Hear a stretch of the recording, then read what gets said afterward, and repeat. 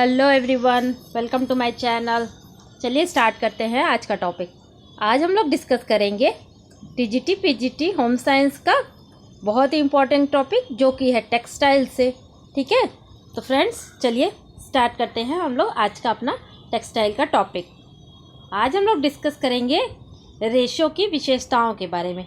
ठीक है, उनकी लंबाई के आधार पर, उनकी लंबाई के आधार पर, मजबूती के आधार पर। ठीक है, तो इस तरीके से आज हम लोग रेशो की या तंतुओं की विशेषताओं को डिस्कस करेंगे। तो चलिए स्टार्ट करते हैं सबसे पहले लंबाई के आधार पर। ठीक है, देखिए लंबाई के आधार पर तंतु दो तरह के होते हैं। एक लघु या जिसे कि स्टेपल तंतु या स्पंज सूत्र भी कहते हैं, और दूसरा है दीर्घ आकारी या फिर फिलामेंट तंतु। ठीक है, लघु यानी जो छोटे होते हैं और दीर्घ आकारी यानी जो लंबे होते हैं। ठीक है, तो इस तरीके से लंबाई के आधार पर तंतुओं को दो भागों में बांटा गया है, स्टेपल और फिलामेंट। चलिए आगे बढ़ते हैं। छोटे रेशे को इंच या सेंटीमीटर से नापा जाता है। तो जो देखिए, जो छोटा रेशा होता है जो कि स्टेपल होता है, उसे हम लोग किस चीज़ से नापते हैं? इंच या फिर सेंटीमीटर में नापा जाता है। ठीक है, और इनकी लंबाई कितनी होती है? मैक्सिमम 3/4 इंच तक। इनकी लंबाई मैक्सिमम 3/4 इंच से लेकर 18 इंच तक होती है।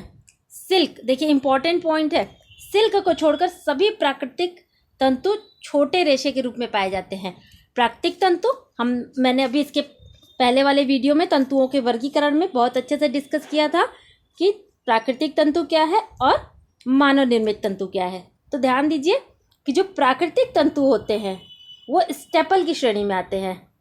ठीक है, जो प्राकृतिक तंतु होते हैं वो स्टेपल की श्रेणी में आते हैं, और जो कृत्रिम या फिर मानव निर्मित तंतु होते हैं वो फिलामेंट होते हैं, यानी दीर्घ आकारी। ठीक है, ये पॉइंट ध्यान रखिएगा। और एक और पॉइंट है, सिल्क। सिल्क है वैसे तो एक प्राकृतिक रेशा, लेकिन ये क्या है? ये आता है फिलामेंट तंतु, यानी ये लंबा, ठीक है, लंबा होता है। सिल्क है प्राकृतिक रेशा, लेकिन यह दीर्घ आकारी या फिर फिलामेंट तंतु की श्रेणी में आता है। ये बात आप ध्यान रखिएगा। आगे देखते हैं हम लोग तंतु और उसकी लंबाई। देखिए ऊन जो है एक प्राकृतिक रेशा है। इसकी लंबाई कितनी होती है? 2 से लेकर 16 इंच तक इसकी लंबाई होती है। रेशम देखिए 600 से लेकर 1000 गज। ठीक है तो प्राकृतिक रेशा, लेकिन इसकी लंबाई के हिसाब से इसको दीर्घ आकारी या फिर फिलामेंट तंतु की श्रेणी में इसे रखा जाता है। कपास प्राकृतिक रेशा है, इसकी लंबाई होती है 0.5 से लेके 2.15 इंच तक होती है। फ्लैक्स 12 से लेके 20 इंच तक जो है वो फ्लैक्स की लंबाई होती है। आई होप फ्रेंड्स आप लोगों को चीज़ें समझ आ रही होंगी।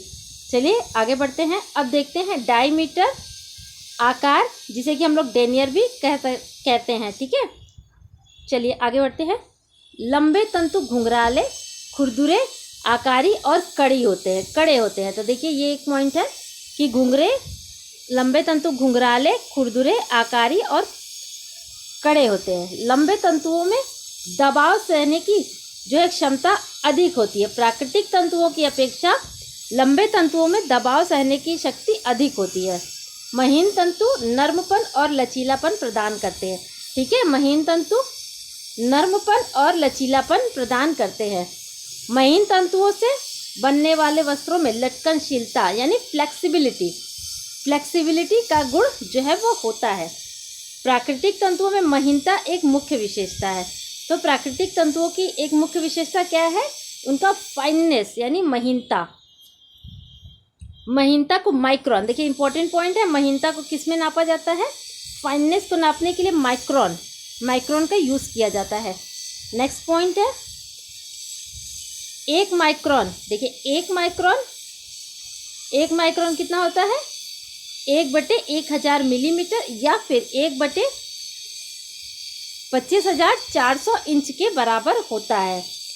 मानव निर्मित तंतुओं की महीनता को डेनियर में, देखिए प्राकृतिक तंतु की महीनता को किस में नापा जाता है? प्राकृतिक तंतु की महीनता को माइक्रोन में, और मानव निर्मित तंतुओं की महीनता यानी उनकी फाइननेस को डेनियर में नापा जाता है। ठीक है। तो डेनियर का निर्धारण 9000 मीटर धागे या तंतुओं के वजन द्वारा किया जाता है। आगे देख लेते हैं तंतु और उसका डायमीटर। तो देखिए इंपॉर्टेंट है, कपास 16 से लेके 20 माइक्रोन, फ्लैक्स क्या है 12 से 16 माइक्रोन, ये उसका डायमीटर है, ये तंतु है और इसका डायमीटर है। ऊन का डायमीटर कितना होता है तो 10 से 50 माइक्रोन और सिल्क का 12 से 15 माइक्रोन होता है। ठीक है, आगे बढ़ते हैं हम लोग। अब देखिए, अभी हम लोगों ने डिस्कस किया डायमीटर, अब हम लोग डिस्कस करेंगे डेनियर यानी आकार।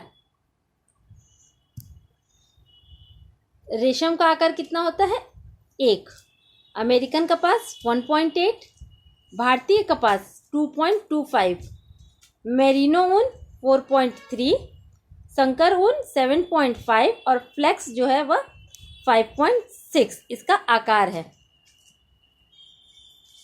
आगे बढ़ते हैं। अब देखिए तंतुओं पर अम्ल का प्रभाव। तंतुओं पर अम्ल का क्या प्रभाव पड़ता है, चलिए इसको भी देख लेते हैं।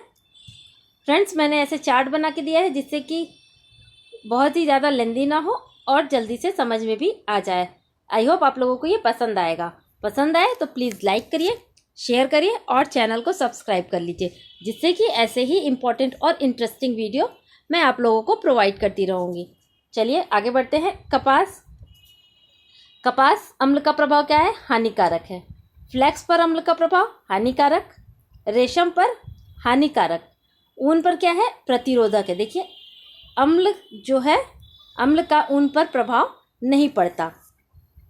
एसीटेट कमज़ोर रेशे को क्या कर देता है, कमज़ोर कर देता है। एक्रिलिक देखिए प्रतिरोधक है, एक्रिलिक पर भी अम्ल का कोई प्रभाव नहीं पड़ता। नायलॉन भी हानिकारक है। पॉलिएस्टर जो है देखिए प्रतिरोधक है, पॉलिएस्टर पर भी अम्ल का कोई प्रभाव नहीं पड़ता। और रेयॉन को भी यह हानि पहुंचाता है, कौन, अम्ल। आगे देखते हैं क्षार का प्रभाव। अभी हम लोगों ने देखा अम्ल का प्रभाव, अब हम लोग देखेंगे क्षार का प्रभाव। तो चलिए कपास पर देखते हैं हम लोग। कपास प्रतिरोधक है, कपास पर क्षार का प्रभाव नहीं पड़ता। फ्लेक्स प्रतिरोधक है, क्षार का प्रभाव नहीं पड़ता। सिल्क जो है सिल्क को यह नुकसान पहुंचा देता है। ऊन पर भी देखिए ऊन पर अम्ल का प्रभाव नहीं पड़ता लेकिन क्षार का प्रभाव पड़ता है। एसीटेट को बहुत ज़्यादा नहीं, मॉडरेट थोड़ा थोड़ा इसको प्रभावित करता है। एक्रिलिक पर देखिए, एक्रिलिक पर प्रतिरोधक है एक्रिलिक। नायलॉन भी प्रतिरोधक है, मतलब कि इस पर भी कोई प्रभाव नहीं पड़ता। पॉलिएस्टर पर भी नहीं पड़ता और रेयॉन पर भी इसका प्रभाव क्षार का नहीं पड़ता। आगे देख लेते हैं। तो फ्रेंड्स, आज की ये छोटी सी वीडियो हम लोग यहीं पे ख़त्म करते हैं। आई होप आप लोगों को वीडियो पसंद आई होगी। अगर पसंद आए तो प्लीज़ लाइक करिए, ज़्यादा से ज़्यादा शेयर करिए और चैनल को सब्सक्राइब कर लीजिए। मिलते हैं अपने ऐसे इंटरेस्टिंग से नेक्स्ट वीडियो में। तब तक के लिए थैंक यू।